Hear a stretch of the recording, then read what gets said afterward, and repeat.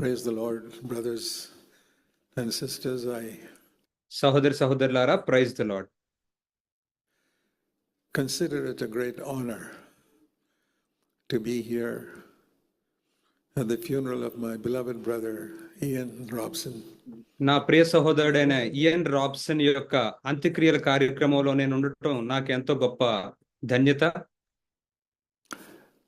And what you heard in that video, మీరు ఆ వీడియోలో ఏమైతే విన్నారో, some of you may think, well, it's normal at a funeral to say nice things about the person who's gone. మరి మీలో కొంతమంది అంత్యక్రియలు జరిగే కార్యక్రమంలో వెళ్ళిపోయిన వ్యక్తి గురించి మంచి విషయాలు చెప్పడం సర్వసాధారణమే అని మీరు అనుకోవచ్చు. But it's not like that. కానీ ఇది అలా కాదు. I have known him for 50 years. నేను తనని 50 సంవత్సరాలుగా ఎరుగుదును.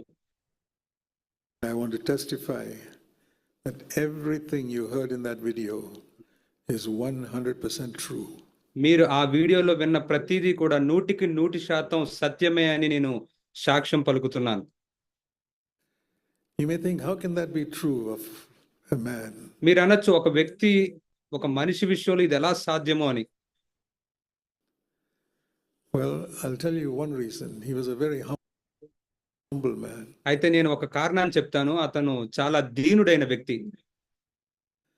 And I've noticed that for 50 years there are very few people I have met in the world with the spirit of humility that my dear brother Ian had.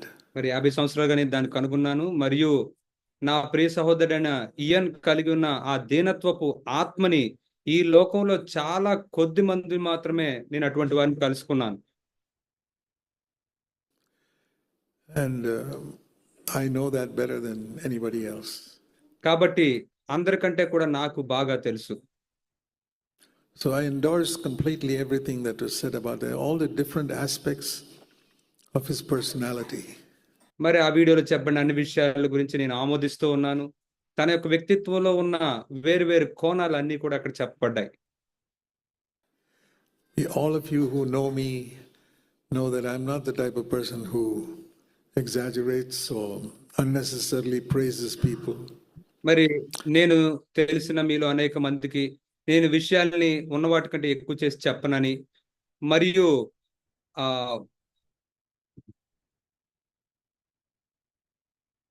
I would be guilty in the house of God if I were to say something which is untrue. మరియు అసత్యమైన విషయాన్ని దేవుని యొక్క ఇంట్లో గనక నేను చెప్పినట్లయితే నేను దోషిని అవుతాను. But here was a man of God without a doubt. కానీ సందేహం లేకుండా ఈయన నిజంగా దైవజనుడు. And it was just day before yesterday, I mean less than 48 hours ago, that the Lord took him to himself. మరి నిన్నటి దినాన్ని అంటే కనీసం 48 గంటల లోపే ప్రభు తన దగ్గరికి తనని తీసుకున్నాడు. And we heard about it. And immediately I decided to come.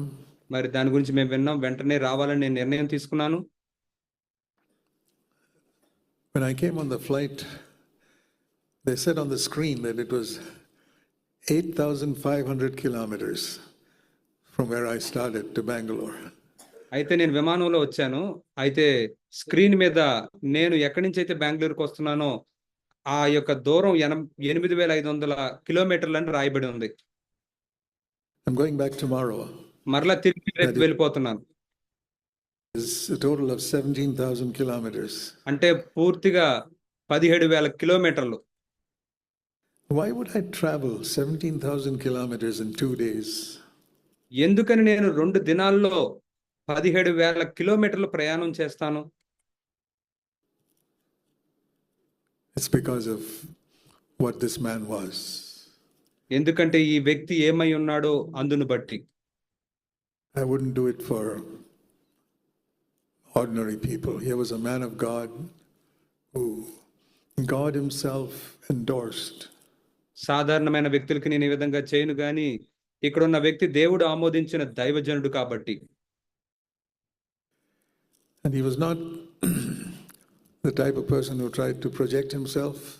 మరియు తనను తాను చూపించుకోవాలనుకునే వ్యక్తి కూడా కాదు. He was not one who wanted to advertise himself. He preferred to be in the background. మరియు తనను తాను ప్రదర్శించుకోవాలనుకునే వ్యక్తి కాదు. తను తెర వెనకాలే ఉండడానికి ఇష్టపడుతూ ఉంటాడు. But yet I know different people who have sent emails from different parts of the world who have said that they have been blessed by listening to his messages preached here. Not just in Bangalore, not just in India, but from other countries. అయితే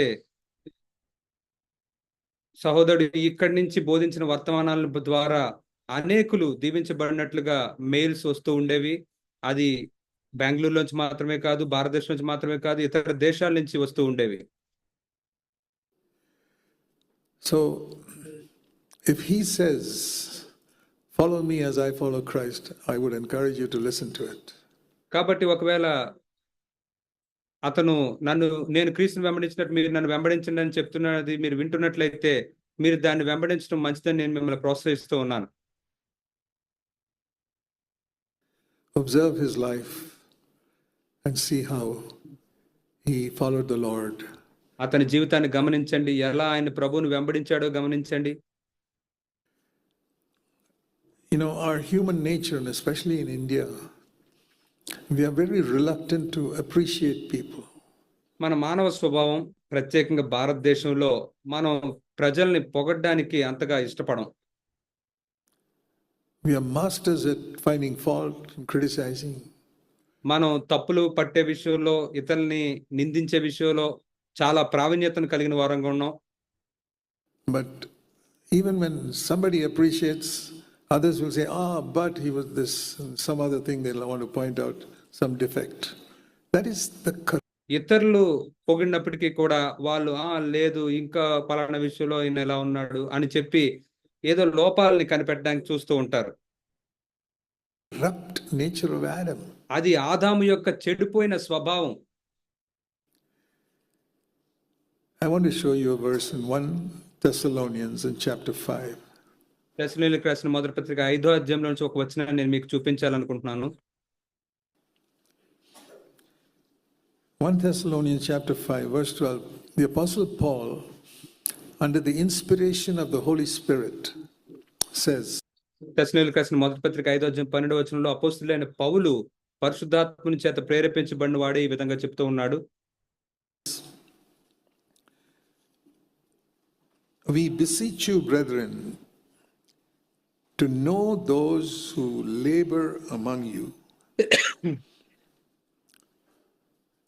and are over you in the Lord, and do admonish you, and to esteem them very highly in love for the work's sake. సహోదరులారా, మీలో ప్రయాసపడుచు ప్రభువునందు మీకు పైవారై ఉండి మీకు బుద్ధి చెప్పు వారిని మన్నన చేసి వారి పనిని బట్టి వారిని ప్రేమతో మిక్కిలి ఘనముగా ఎంచవలనని వేడుకొనుచున్నాము. I want to ask all of you, do you obey that command? నేను మిమ్మల్ని అందరినీ అడగాలనుకుంటున్నాను, మీరు ఆ ఆజ్ఞకి లోబడుతున్నారా, విధేయత చూపిస్తున్నారా? You who carry a Bible with you, you don't read the Old Testament perhaps, but you certainly read the New Testament. అయితే బైబిల్ని పట్టుకుని వెళ్తున్న మీరు బహుశా పాత నిబంధన చదవకపోయి ఉండొచ్చు, కానీ కొత్త నిబంధన ఖచ్చితంగా చదువు ఉండొచ్చు. Ask yourself, how many of you have obeyed that command? మిమ్మల్ని మీరు ప్రశ్నించుకోండి, మీలో ఎంతమంది ఈ ఆజ్ఞకి విధేయత చూపించారు? In relation to this brother, I have ప్రత్యేకంగా ఈ సహోదరు విషయమై done it. నేను ఆ విధంగా చేశాను. Number of times I have expressed my appreciation to him personally. వ్యక్తిగతంగా అనేక సార్లు నా యొక్క అభినందనలు తనకి నేను తెలియజేశాను. And that is not, I don't believe in flattery. Nobody has ever in my life accused me of flattery. నేను ముఖస్తుతి చేయడాన్ని నేను నమ్మను. నా జీవితంలో ఎవరు కూడా నేను ముఖస్తుతి చేసినట్టుగా నిందించలేరు. I speak the truth, and sometimes The truth hurts, but నేను సత్యాన్ని పలుకుతాను, కొన్నిసార్లు ఆ సత్యం నొప్పిని కలిగిస్తూ ఉంటుంది. I have obeyed that command to esteem him, verse 13, very highly in love. మరి ప్రేమతో మిక్కిలి ఘనముగా ఎంచాలి అనే దానికి నేను విధేయత చూపించాను. And that is why I traveled 17,000 kilometers to speak about him. అందుచేతే తన గురించి మాట్లాడడానికి 17,000 కిలోమీటర్ల ప్రయాణం చేసి వచ్చాను. I remember when I first met him way back in the early 1970s in Hyderabad, when I went there for a conference, and మరి హైదరాబాద్కి 1970 ఆ సంవత్సరాల్లో నేను అక్కడ సమాజ కూడికి వెళ్ళినప్పుడు అక్కడ నేను తనని కలుసుకున్నాను. visited his home. I didn't know తన ఇంటికి వెళ్ళాను. that we would work together. మేమిద్దరం కలిసి పనిచేస్తామనే సంగతి నాకు తెలియదు. But later on, he came to Bangalore as a assistant to a Canadian pastor. ఆ తర్వాత బెంగళూరుకి ఒక కెనడియన్ పాస్టర్కి అసిస్టెంట్ గా చేయుటకు వచ్చారు. In the Baptist church here. ఇక్కడ ఉన్న బాప్టిస్ట్ సంఘంలో.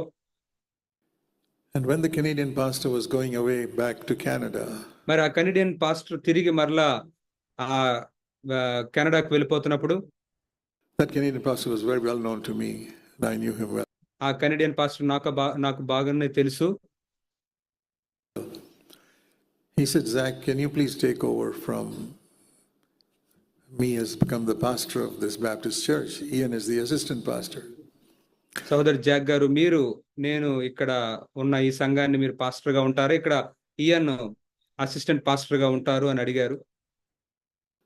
So I said, see, I have some principles in my life that నేను చెప్పాను, మరి నా జీవితంలో కొన్ని నియమాల్ని నేను కలిగి ఉన్నాను. I never take a title of pastor. I don't take any title. నేను ఎన్నడూ కూడా పాస్టర్ అనే బిరుదుని నేను తీసుకోను, ఏ బిరుదుల్ని నేను తీసుకోను. All my life I'll be known as a brother. That's all. నా జీవితం అంతా కూడా ఒక సహోదరుడుగానే నేను తెలియబడాలి, అంతే. And secondly, I have another principle that I'll never take a salary for doing God's work. The Lord's done మరి రెండవదిగా మరొక నియమం ఏంటంటే, నేను ప్రభు పనికి జీతాన్ని తీసుకోను. so much for me that I cannot even imagine being paid to show my love for him. మరి ప్రభు నా కోసం ఎంతో చేశాడు, మరి నేను ఆయన ప్రేమకు బదులుగా నేను చేస్తున్న పనికి నేను జీతాన్ని తీసుకోవడానికి అసలు ఊహించలేను. So I said, I'll do the job. I'll preach every Sunday and I won't take a salary, and let Ian continue to be the assistant pastor. కాబట్టి నేను చెప్పాను, నేను ఆ పని చేస్తాను, ప్రతి ఆదివారం బోధిస్తాను. సో ఇక్కడ ఇయన్ అసిస్టెంట్ పాస్టర్ గా కొనసాగుతాడు. And like that, we labored together, he and I, for 6 months. ఆ విధంగా నేను తను కలిసి 6 నెలలు అక్కడ పని చేశాము. And during those 6 months, we came to such desperate need in our ఆ 6 నెలల కాలంలో మేము చాలా తీవ్రమైన అవసరతలోనికి వచ్చాము. life. We saw great need in our life. We saw once when we went to a young people's camp. మా జీవితంలో గొప్ప అవసరతను చూసాం. ఒకసారి మేము యవనస్తుల కూడికి వెళ్ళినప్పుడు, And instead of helping them, we found some of them were smoking some things which are forbidden. And వారికి సహాయం చేయడానికి బదులు మేము చూసింది ఏంటంటే, వాళ్ళు నిషేధించబడిన వాటిని పొగ తాగడాన్ని అటువంటి మేము చూసాం. what have we accomplished? మేము ఏం సాధించాం? That drove him and me, Ian and me, to need, and we began to seek the Lord. మరి ఇయన్ని నన్ను అది అవసరతలోకి నెట్టివేసింది. మేము ప్రభువుని వెతుకుతూ ఉన్నాం. It was just one incident, but of course both of అది ఒక సంఘటన మాత్రమే. We had a very good testimony on the outside మరియు మేము బయటికి మంచి సాక్ష్యాన్ని మేము ఇద్దరం కలిగి ఉండేవాళ్ళం when we were in that Baptist church, but inwardly ఆ బాప్టిస్ట్ సంఘంలో ఉన్నప్పుడు. we were defeated. కానీ అంతరంగంలో మాత్రం మేము ఓడించబడిపోతూ ఉన్నాం. And I don't know about him, I know about myself. నేను కూడా ఆ విధంగా ఉండేవాళ్ళం, కానీ తన గురించి నాకు తెలియదు, కానీ నా గురించి అయితే నాకు బాగా తెలుసు. Later on I discovered that he also felt that way. So తర్వాత నేను తెలుసుకున్నాను, తను కూడా ఆ విధంగానే భావించాడు అని. we decided that we would pray together. మరి మేము నిర్ణయించుకున్నాం మన ఇద్దరం కలిసి ప్రార్థన చేయాలి అని. This is 1974, ఇది 1974వ సంవత్సరంలో జరిగిన సంఘటన. between July and December 1974. July మాసానికి డిసెంబర్ మాసానికి మధ్యలో 1974వ సంవత్సరం. So he and I used to pray together. Often we used to fast and pray. కాబట్టి తను నేను కలిసి ప్రార్థిస్తూ ఉండేవాళ్ళం. తరచుగా మేము ఉపవాసం ఉండి ప్రార్థన చేసేవాళ్ళం. And we said, Lord, we read in the scripture about something called the baptism in the Holy Spirit, about being filled with the Holy Spirit. అయితే లేఖనాలు చదివినప్పుడు పరిశుద్ధాత్మలో బాప్తిసం గురించి, పరిశుద్ధాత్మ చేత నింపబడడం గురించి మేము చదివాం. I think that's what we need. నేను అనుకున్నాను ఇదే మనకు కావాల్సింది అని. So we used to pray and pray and pray and pray and nothing happened. కాబట్టి మేము ప్రార్థిస్తూ ఉండేవాళ్ళం, కానీ ఏమీ జరగలేదు. For months on end. నెలలు ప్రార్థించాం. But we continued. కానీ మేము కొనసాగుతూనే ఉన్నాం. And finally, in January 1975, కానీ చర్చ చివరికి 1975వ సంవత్సరం జనవరి నెలలో there was a charismatic preacher from England who came to Bangalore. ఒక కరిస్మాటిక్ బోధకుడు ఇంగ్లాండ్ నుంచి బెంగళూరు వచ్చారు. I had read some of his books. I felt he was a very balanced teacher of the baptism of the Holy Spirit, unlike some others who go to extremes. మరి కొంతమంది చాలా విపరీతమైన ధోరణికి వెళ్తూ ఉంటారు పరిశుద్ధాత్మలో బాప్తిసం విషయంలో, కానీ తిను మాత్రం చాలా సమతుల్యంగా ఉన్న బోధకుడని నేను చూశాను తన పుస్తకాలు చదవడం ద్వారా. So when he preached in an Anglican church here, I met him and I said, can you please come and preach in our Baptist church? ఇక్కడ యాంగ్లికన్ చర్చ్ లో అతను బోధిస్తూ ఉన్నప్పుడు నేను అతన్ని కలుసుకుని మా యొక్క బాప్తిస్ట్ సంఘానికి వచ్చి మీరు బోధిస్తారా అని నేను అడిగాను. And I knew he would preach on the baptism of the Holy Spirit. మరి అతను పరిశుద్ధాత్మలో బాప్తిసం గురించే బోధిస్తాడని నాకు తెలుసు. So he came. The other thing is, he would always give an invitation at the end of the మరి meeting, ఇంకొక విషయం ఏమిటంటే ప్రతి కూడిక చివరిలో అతను ఆహ్వానాన్ని ఇస్తూ ఉంటాడు. saying, those who want the baptism of the Holy Spirit, come forward. ఎవరికైతే పరిశుద్ధాత్మలో బాప్తిసం కావాలో వాళ్ళు ముందుకు రండి అని ఆహ్వానిస్తూ ఉంటాడు. And the Lord had told అయితే me, ప్రభు నాకేం చెప్పాడంటే when he gives that invitation, you must go forward. అతను ఆహ్వానాన్ని ఇచ్చినప్పుడు నువ్వు ముందుకు వెళ్ళాలి అని చెప్పాడు. And not only go forward, but tell these people in this Baptist church, ముందుకు వెళ్ళడం మాత్రమే కాదు, ఈ బాప్తిస్ట్ సంఘంలో ఉన్న వీళ్ళందరికీ కూడా నువ్వేమని చెప్పాలంటే, what a hypocrite you have been, that your inner life does not correspond with your outer life. నువ్వు ఎంత వేషధారువో అని, నీ అంతరంగ జీవితం బాహ్య జీవితానికి ఎలా సంబంధం లేనిదిగా ఉంటుందో అనేది నువ్వు చెప్పాలి అని అన్నాడు. Private life and thought life. నా వ్యక్తిగత జీవితం, నా ఆలోచన జీవితం ఎలా ఉందనేది. I said, Lord, I'll say it. నేను అన్న ప్రభువా నేను చెప్తాను అని. I will stand up in this church where I preached for 6 months and tell them that I'm a hypocrite. ఏ సంఘంలో అయితే నేను నిలబడి బోధించానో 6 నెలలుగా అదే సంఘంలో నిలబడి నేను వేషధారిని అని చెప్తానని నేను చెప్పాను. And then I was waiting for this brother to give his invitation. అయితే ఈ సహోదరుడు ఆహ్వానాన్ని ఇవ్వాలని నేను ఎదురు చూస్తూ ఉన్నాను. And that's the first time in my life that I heard at the end of the meeting, he didn't give an అయితే invitation. నా జీవితంలో మొట్టమొదటిసారి అతను కూడిక అయిన తర్వాత ఆహ్వానాన్ని ఇవ్వకపోవడం అనేది నేను చూశాను. I was puzzled. I said, what shall I do now? నేను చాలా గలిబిలి చెందాను. నేను ఇప్పుడు ఏం చేయాలని ఆలోచించాను. Many years later, the Lord said, you had laid your Isaac on the altar. అనేక సంవత్సరాల తర్వాత ప్రభు నాతో ఏమని చెప్పాడంటే, నువ్వు నీ ఇస్సాకుని బలిపీఠం మీద పెట్టావు. I didn't want you to kill him. నువ్వు అతన్ని చంపాలని నేను కోరుకోవటం లేదు.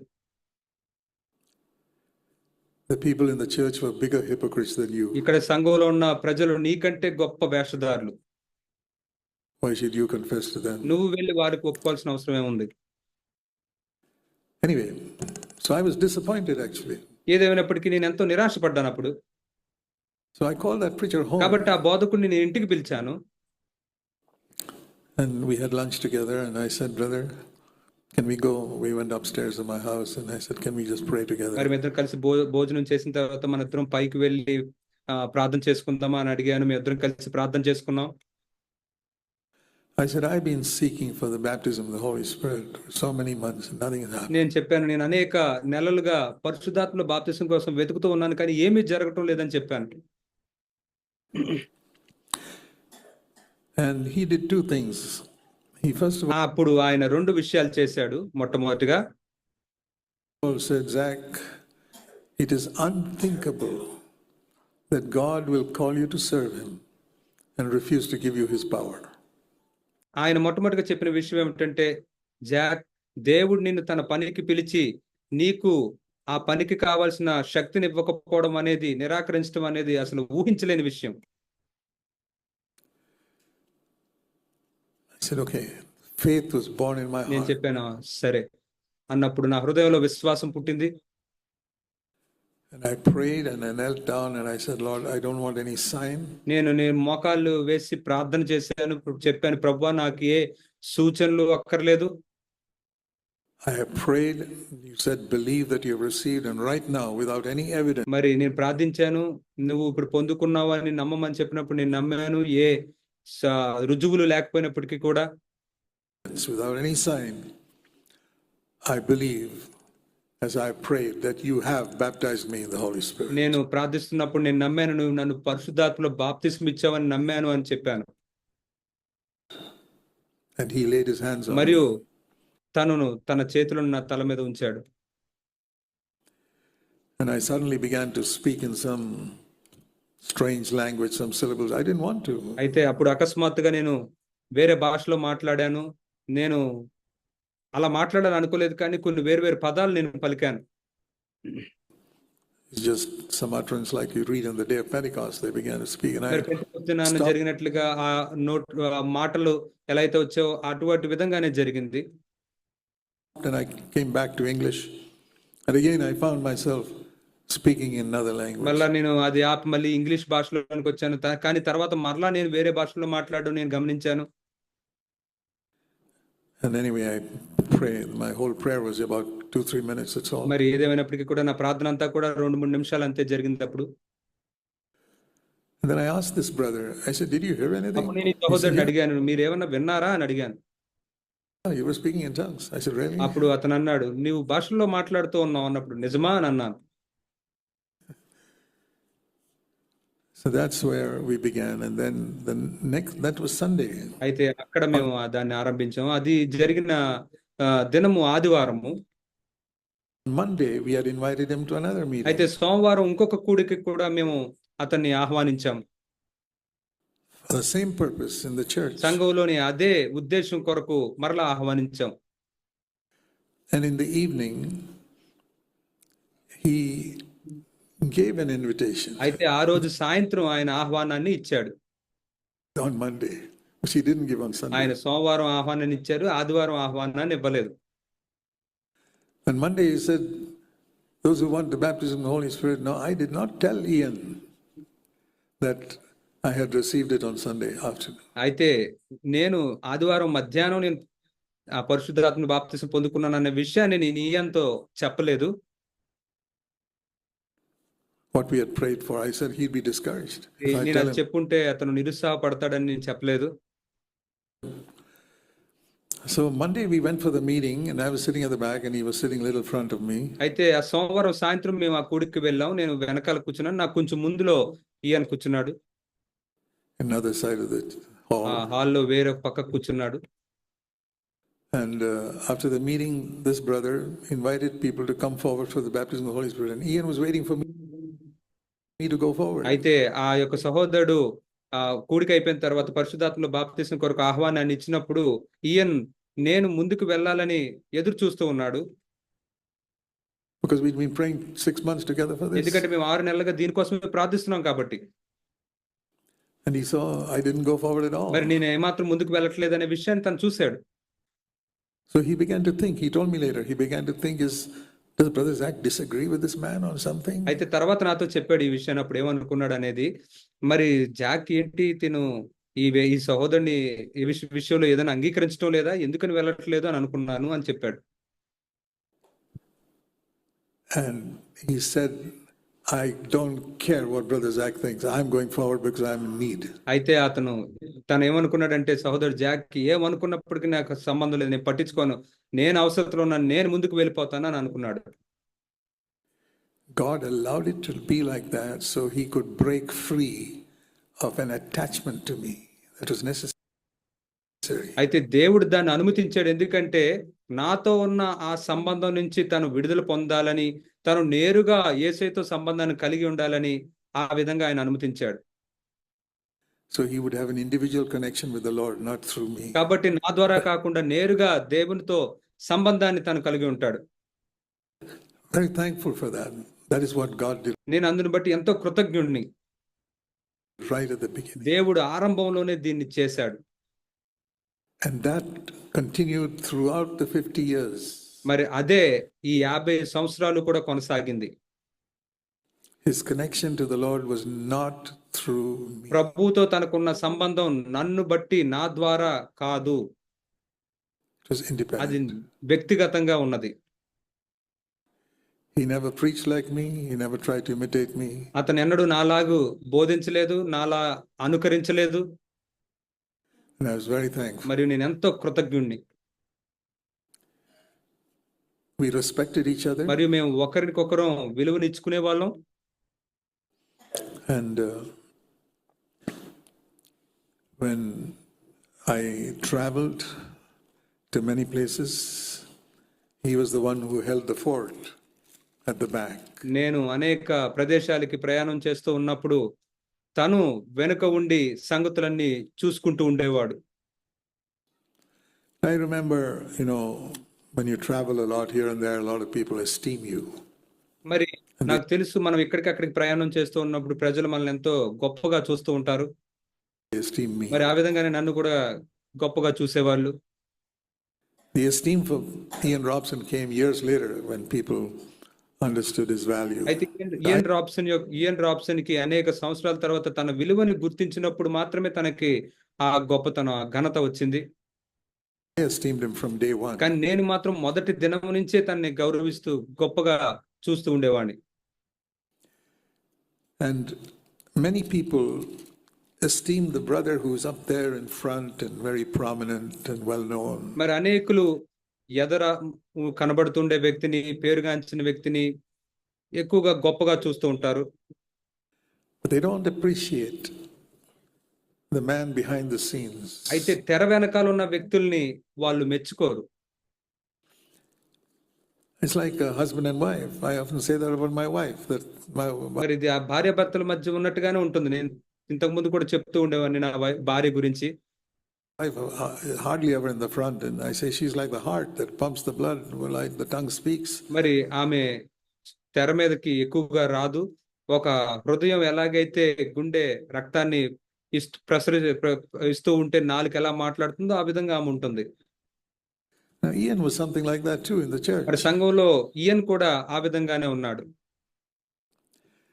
And God gives equal honor.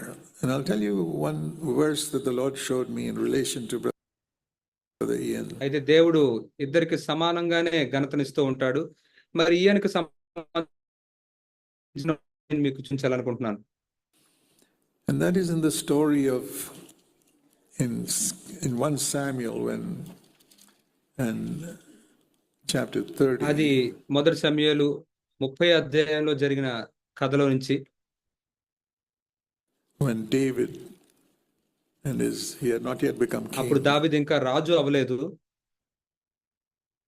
Some people came and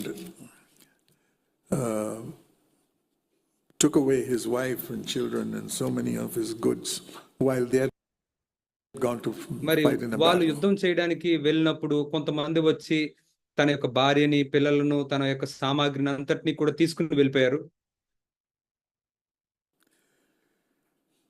And those men were taking care of the అయితే stuff at అక్కడ the ఉన్న back. వాళ్ళు వెనక నిలిచి ఉండి వాళ్ళు అక్కడ విషయాలన్నిటినీ చూసుకుంటూ ఉన్నారు. And David went forward to battle. దావీదేమో యుద్ధం చేయడానికి ముందుకు వెళ్ళేవాడు. And when David came back, he was thankful that these people had taken care of the home base, like we can say, while David and his army had gone out to battle. మరి దావీదు మరి అతనితో ఉన్న వాళ్ళు యుద్ధానికి వెళ్ళినప్పుడు వెనక ఉండిపోయి ఇక ఇంట్లో ఉన్న సంగతులను చూసుకున్నట్లుగానే అక్కడ ఉన్న సంగతులన్నింటినీ విషయాలన్నింటినీ చూసుకున్న వారి విషయమై దావీదు ఎంతో కృతజ్ఞుడిగా ఉన్నాడు. And then the question came, should we the wealth that we've got from the enemy, should we divide it equally? అయితే అప్పుడు ఒక ప్రశ్న వచ్చింది, మనం శత్రువుల దగ్గర నుంచి సంపాదించిన సంపదని మనం సమానంగా పంచుకోవాలా అని. Said David, no, we can't divide equally. These guys were just lazily అయితే staying at దావీదుని home. అలా అడిగిన తర్వాత వాళ్ళు ఎలా సమానంగా పంచుతాం, ఈ వ్యక్తి ఇంట్లో సోమరిగా ఉన్నాడు అని చెప్పారు. We are the ones who went out and fought the battle. మనమే కదా యుద్ధంలోనికి వెళ్ళి అక్కడ యుద్ధం చేసి మనం గెలిచాం. And David said, దావీదు no. కాదు అన్నాడు. The one who stays at home and supports the work is equal to the one who goes out to battle. ఇంటి దగ్గర ఉండి పనికి సహకరించే వ్యక్తి యుద్ధానికి వెళ్ళిన వ్యక్తితో సమానమే అని చెప్పాడు. And it says in 1 Samuel chapter 30, మొదటి సమూయేలు 30 అధ్యాయంలో, from that day, verse 25, there was a law made in Israel. Verse 24, the last part, that the one who goes to the battle will have the same equal share with the one who stays behind. And that's what the Lord showed. 25వ వచనం చూసినట్లయితే, కావున నాట నుండి ఇది న్యాయ విధిగాను ఏర్పరచబడింది. 24వ వచనం చూస్తే, యుద్ధమునకు పోయిన వాని భాగమెంతో సామానునొద్ద నిలిచిన వాని భాగము అంతే అని చెప్పబడింది. ఇది దేవుడు నాకు చూపించాడు. Me about Ian Robson and myself. Ian Robson మరియు నా విషయంలో దేవుడు ఈ వచనాన్ని నాకు చూపించాడు. Now, people who don't understand that spiritually, they think it's the one out there in front who's well known and all is doing దీన్ని ఆత్మీయంగా ఆలోచించిన వాళ్ళు మరి ఎదరో కనబడుతున్న వ్యక్తే చాలా పేరుగాంచిన వ్యక్తి, గొప్పగా చూస్తూ ఉంటారు. the job. అతనే పని ఉన్నాడు అనుకుంటూ ఉంటారు. Showed me it was not true. అయితే ప్రభు అది సత్యం కాదని నాకు చూపించాడు. That he and I were equal in it. మరి ఆ విషయంలో నేను ఈయన సమానమే అని నాకు చూపించాడు. And I'm very thankful that I understood that. మరి నేను అర్థం చేసుకున్నందుకు నేను ఎంతో కృతజ్ఞుణ్ణి. Similar. We are totally different. మేమిద్దరం ఒకలాంటి వ్యక్తులం కాదు, మేము పూర్తిగా వేరైన వ్యక్తులమే. First of all, if you go all over India, you will never find an Anglo-Indian and a Malayali working together. మొట్టమొదటిగా మీరు భారతదేశంలో ఎక్కడికి వెళ్ళినా సరే ఒక ఆంగ్లో ఇండియన్ అనే వ్యక్తి మరియు ఒక మలయాళీ కలిసి పనిచేయడం మీరు చూడరు Anywhere. ఎక్కడా కూడా. If you hear of one, tell me. I have never నాకు చెప్పండి. heard of anything till today. ఇప్పటి వరకు నేను అటువంటిది ఎప్పుడు చూడలేదు, వినలేదు. If they work together, they fight. ఒకవేళ వాళ్ళు అలా విధంగా కలిసి పనిచేస్తే కనుక వాళ్ళు ఖచ్చితంగా పోట్లాడుకుంటారు. No, you go and ask all the Malayalis whether they'll work with an Anglo-Indian. Even Malayali believers. మీరు వెళ్ళి మలయాళీని అడగండి వాళ్ళు ఆంగ్లో ఇండియన్స్ తో పనిచేస్తారా అని. మీరు వెళ్ళి మలయాళీ విశ్వాసుల్ని అడగండి. And go and ask the Anglo-Indians whether they'll work with the Malayali, even believers. మరి విశ్వాసులు అయినప్పటికీ కూడా ఆంగ్లో ఇండియన్స్ దగ్గరికి వెళ్ళి మీరు మలయాళీలతో పనిచేస్తారా అని అడగండి. It's exactly like Jews and Gentiles. ఇది సరిగ్గా యూదులు అన్యులు లాగే ఉంటుంది. And when God wanted to demonstrate his body, మరి దేవుడు తన శరీరాన్ని చూపించాలనుకున్నప్పుడు no difference between Jew and Gentile. In India, he selected an Anglo-Indian and a Malayali to work together. యూదునికి గ్రీస్తేశ్వరికి భేదం అనేది లేదని ఎలా అయితే అనుకున్నాడో అలాగే భారతదేశంలో ఒక ఆంగ్లో ఇండియన్ మరియు మలయాళీ కలిసి పనిచేయాలని ఆయన కోరుకున్నాడు. Not for 1 or 2 years, but for 50 years. ఏదో 1-2 సంవత్సరాలు కాదు, 50 సంవత్సరాలు. And never fight with each other. మరియు ఎన్నడూ ఒకరితో ఒకరు పోట్లాడుకోకుండా. God is my witness that Ian Robson and I never had a fight. దేవుడే నా సాక్షి, నేను ఇయన్ ఎన్నడూ పోట్లాడుకోలేదు. And some may think, oh, he just submitted to you. Rubbish. అయితే మీలో కొంతమంది అనుకోవచ్చు అతను కేవలం మీకు లోబడిపోయాడు అంతే అని. లేదు, అది చెత్త. There were many times he would say, Brother Zach, I disagree with you. ఎందుకంటే అనేక సార్లు నాతో అనేవాడు, జాక్ నేను నీతో ఏకీభించలేని విషయంలో అని. It was a healthy disagreement. I said, okay, Ian, we'll do it your way then. అది ఎంతో ఆరోగ్యవంతమైన అనంగీకారం. సరే ఇయన్, నువ్వు చెప్పినట్లుగానే చేద్దాం అనేవాడిని. There were other times when I said, I disagree with you, Ian, so కొన్నిసార్లు మరి ఇయన్, నీతో నేను ఈ విషయంలో ఏకీభించలేను అని చెప్పేవాడిని. we learned to give and take. కాబట్టి మేము ఇచ్చి పుచ్చుకోవడం నేర్చుకున్నాం. That's the way it should be in a marriage. మరి వివాహం విషయంలో కూడా అలాగే ఉండాలి. It's the way it should be in any eldership. మరియు సంఘ పెద్దల్లో కూడా ఇలాగే ఉండాలి. If one man makes other people just obey him, he's a dictator. There'll never be a body there in 1,000 years. ఒకవేళ ఒక వ్యక్తి లేచి అందరూ తనకి లోబడేటట్లుగా చేస్తూ ఉన్నట్లయితే అతను ఒక నియంతలా ఉంటాడు. 1000 సంవత్సరాలు అయినప్పటికీ కూడా అక్కడ ఒక సంఘం ఏర్పడలేదు, శరీరం ఏర్పరచబడలేదు. And we've seen that in so many so-called mega churches and also outstanding man of God up there. He's famous and he preaches and all that and makes a lot of money. And then when he dies, that's the end of that church. మనం చూస్తూ ఉంటాం, చాలా పెద్ద పెద్ద సంఘాలను చెప్పుకునే వాటిలో చాలా పేరుగాంచిన వ్యక్తి లేచి తను ప్రసంగించి తర్వాత డబ్బులు సంపాదించుకున్న తర్వాత తను చనిపోయిన తర్వాత ఆ సంఘం ఇంకా అక్కడతో ఆగిపోతుంటుంది. But I stepped down from eldership of CFC after 23 years in 1998, 75 to 1998. మరి నేను సిఎఫ్సి సంఘంలోని సంఘ పెద్ద పదవి నుంచి 23 సంవత్సరాల తర్వాత నేను విడిచిపెట్టాను, దాన్ని వదిలివేశాను. I was an elder and I stepped down. 1998 సంవత్సరంలో దాన్ని విడిచిపెట్టాను. 1975 నుంచి 1998 సంవత్సరం వరకు చేసి దాన్ని విడిచిపెట్టాను. 27 years ago. అది 27 సంవత్సరాల క్రితం.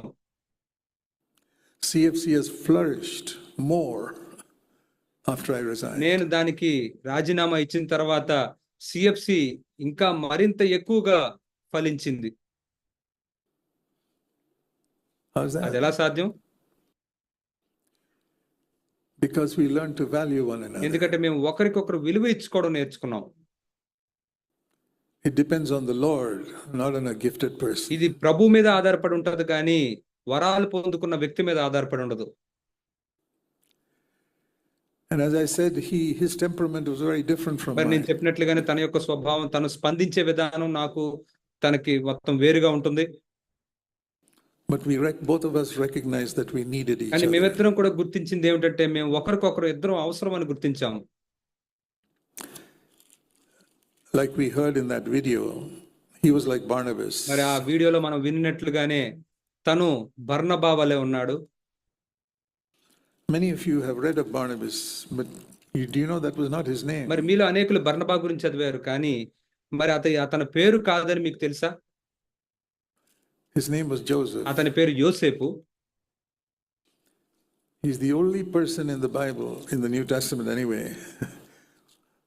Jacob's name was changed to Israel, the Old Testament, but in the New Testament, nobody's name was changed except Barnabas. పాత నిబంధనలో యోసేపు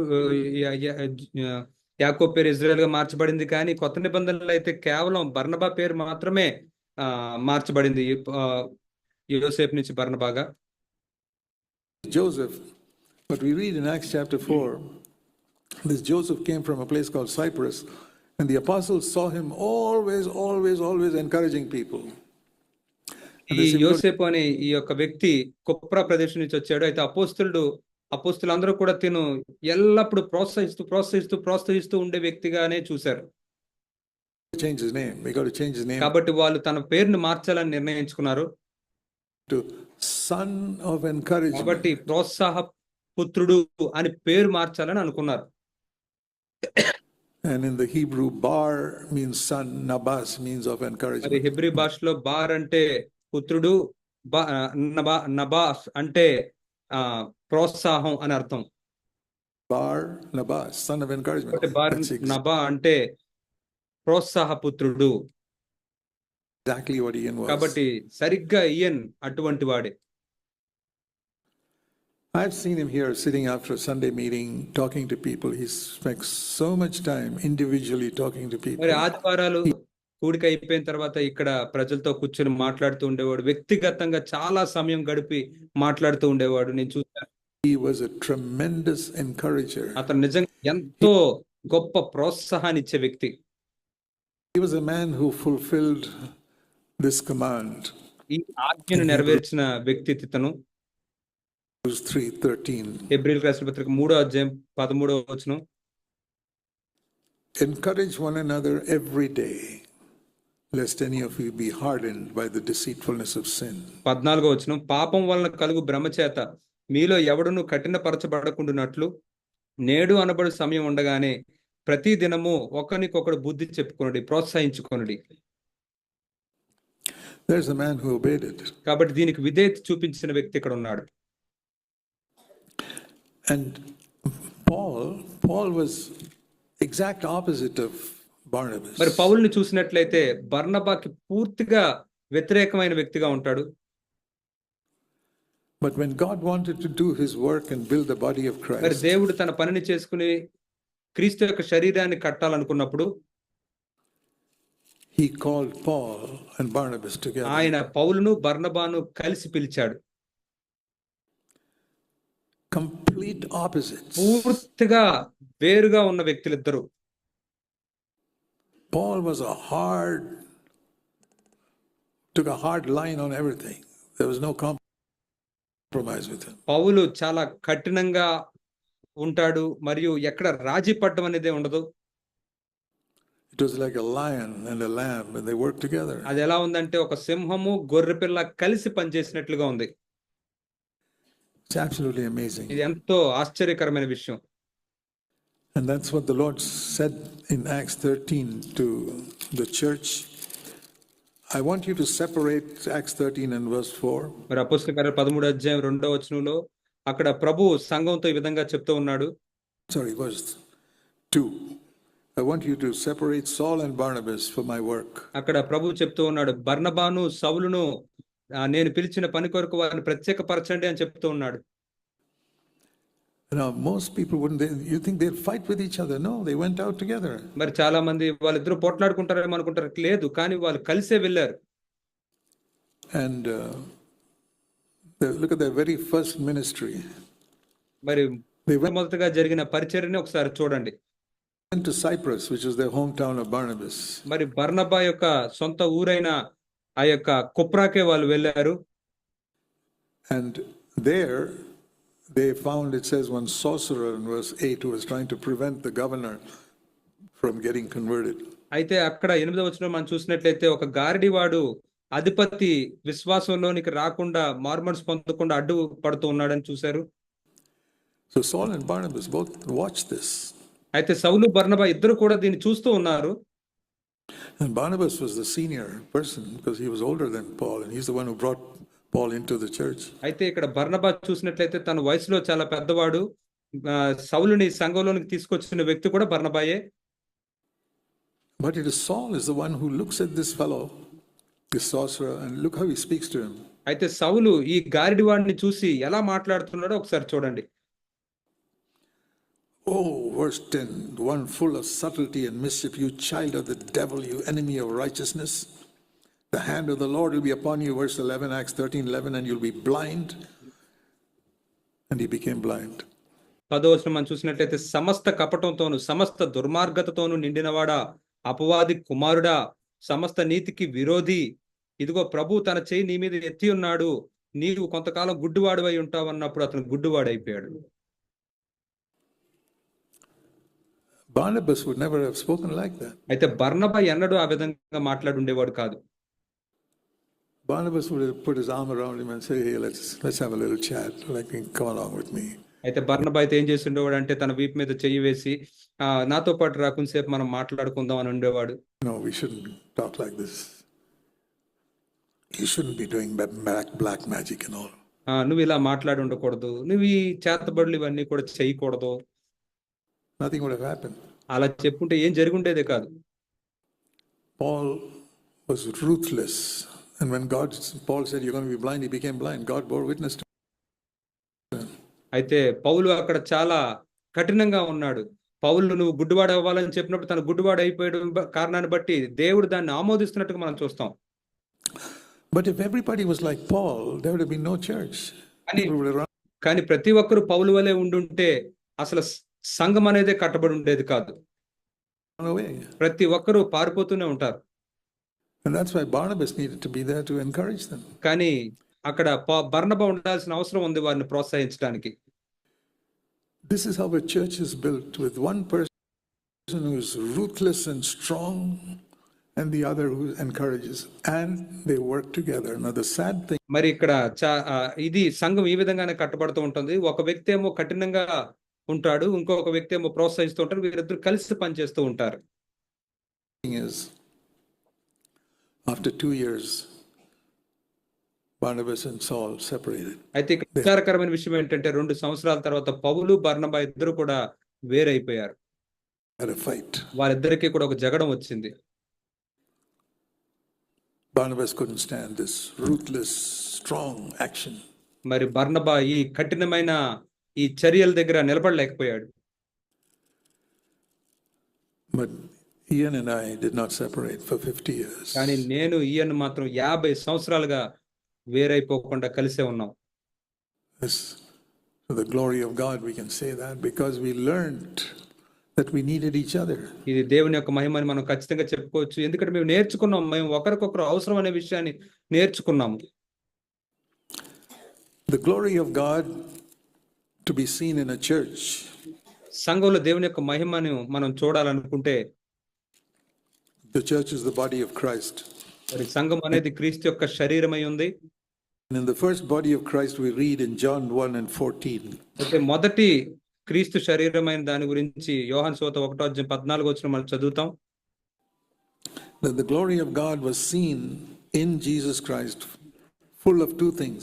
దేవుని యొక్క మహిమ యేసుక్రీస్తులో 2 విషయాల్లో సంపూర్ణంగా ఉండటాన్ని మనం చూస్తాం. Grace, that's కృప, Barnabas, అది బర్నబా, and truth, that's మరియు Paul. సత్యము, అది పౌలు.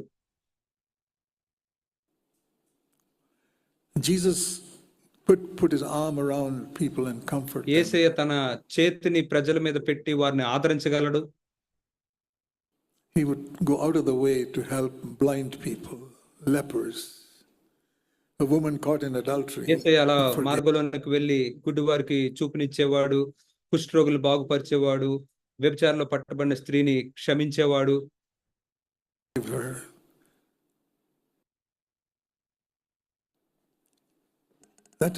That's grace and అది compassion. కృప, జాలి, కనికరం. But the same hand with which he healed the A sick, చేత్తో అయితే ఆయన రోగుల్ని స్వస్థపరిచాడో the same hand once took a whip అదే చెయ్యి ఒక రోజు కొరడాన్ని పట్టింది. and chased all the people out of the temple who made money మరి అక్కడ there. డబ్బుల్ని చేస్తున్న సంపాదించుకుంటున్న వారందరినీ కూడా దేవాలయంలోంచి తరిమి కొట్టింది. Which is the real ఈ రెండిట్లో Jesus? ఏది నిజమైన యేసు? Both. ఇద్దరు కూడా, రెండు కూడా. The glory of God, John 1:14, was seen in Jesus Christ, full of grace and truth. దేవుని యొక్క మహిమ యేసుక్రీస్తునందు కృపా సత్య సంపూర్ణంగా మనకు కనబడుతూ ఉంది. And that perfect balance is what's needed in ఆ the church. పరిపూర్ణమైన సమతుల్యతే సంఘములో మనకు అవసరం. And that's why God raised up Barnabas and Saul. Unfortunately, they did not endure. After 2 years, they fell apart. అందుకోసమే దేవుడు పౌలును బర్నబాను సంఘంలో లేవనెత్తాడు. కానీ దురదృష్టకరమైన విషయం ఏమిటంటే వాళ్ళు 2 సంవత్సరాల తర్వాత విడిపోయారు. That's why God raised up Ian and అందుకోసమే myself. దేవుడు నన్ను ఇయన్ని లేవనెత్తాడు. But we did not fall కానీ మేము apart. విడిపోలేదు. Endured till మేము the అంతం end. వరకు కూడా కొనసాగలిగాము.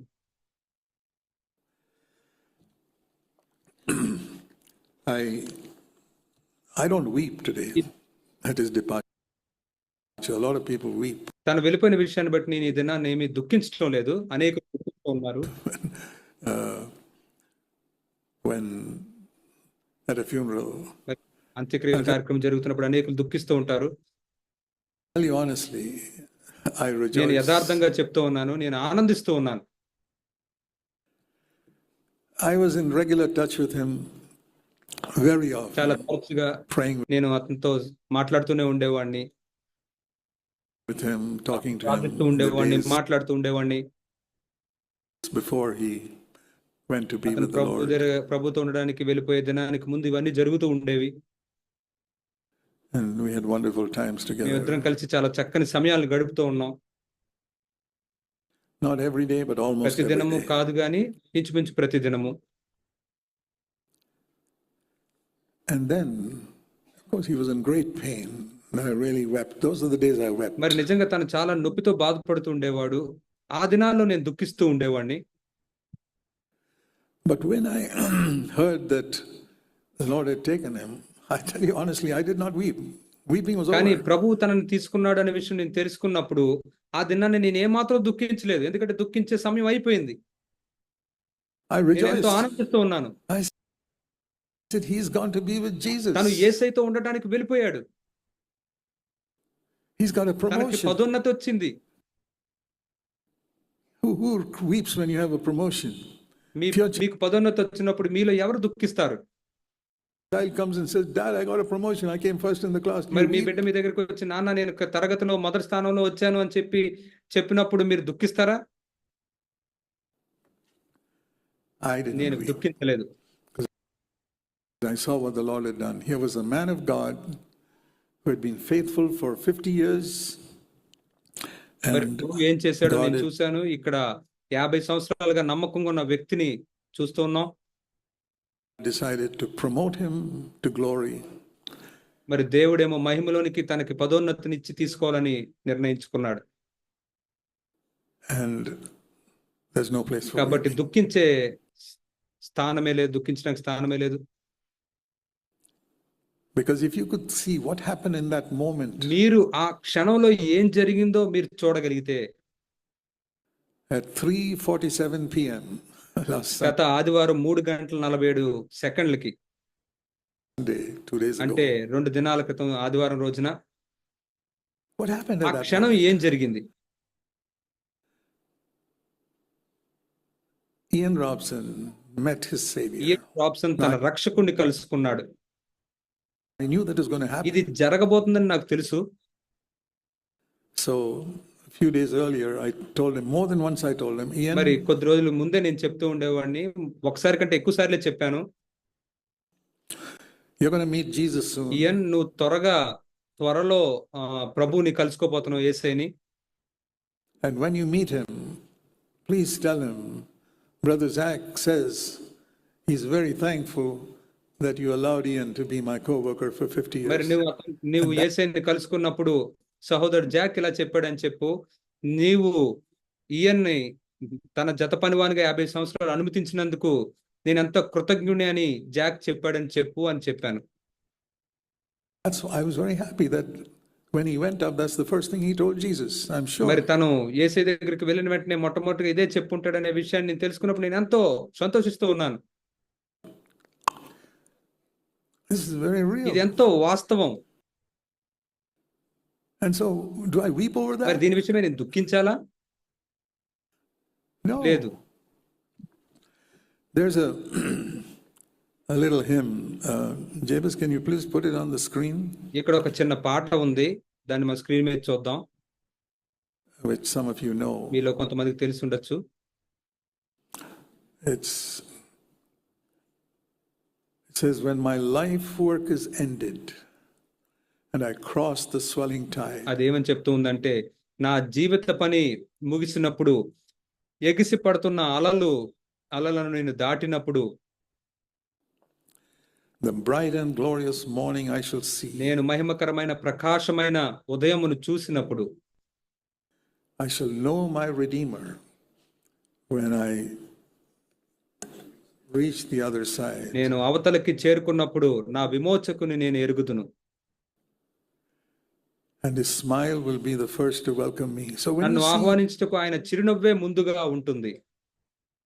see Jesus welcoming Ian Robson with a smile, what are you going to do? Weep? ఇయన్ No, Robeson ని చిరునవ్వుతో యేసయ్య ఆహ్వానిస్తూ ఉన్నప్పుడు మీరు అది చూసినప్పుడు మీరు దుఃఖిస్తారా? not me. నేనైతే కాదు. I smile and నేను rejoice. నవ్వుతాను, ఆనందిస్తాను. Jesus is welcoming him, and he's told Jesus what I told him to tell him. మరి యేసయ్య తనను ఆహ్వానిస్తూ ఉన్నాడు. నేను యేసయ్యకి ఏం చెప్పమన్నానో అది యేసయ్యతో చెప్పెడతాను. And there it says, this is what Ian says, I shall know him When redeemed by his side, I shall మరి అక్కడ ఈయన stand. ఈ విధంగా చెప్తూ ఉంటాడు, ఆయన నేను ఎరుగుదును, ఆయన నేను ఎరుగుదును, ఆయన పక్కకు నేను తీసుకున్న తర్వాత నేను నిలబడుదును. I shall know him by the print of the nails. And it's how will ఆయన నేను ఎరుగుదును, ఆయన నేను ఎరుగుదును, ఆయన చేతులలో మేకులు గుర్తులను బట్టి. how did Ian recognize Jesus? మరి ఈయన అక్కడ యేసుని ఎలా గుర్తిస్తాడు? By the print of the nails in his hand. తన చేతుల్లో ఉన్న మేకుల గుర్తులను బట్టి గుర్తిస్తాడు. I rejoice that this wonderful man of God is with Jesus and rejoicing there with him.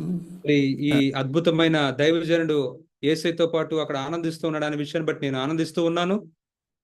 And with his wife Vicky. మరియు తన భార్య అయిన we praise విక్కీతో కూడా ఆనందిస్తూ ఉన్న దాన్ని బట్టి నేను ఆనందిస్తూ ఉన్నాను. the Lord. Thank you. మనం ప్రభువుని స్తుతిస్తూ ఉన్నాం దీన్ని బట్టి. వందనాలు.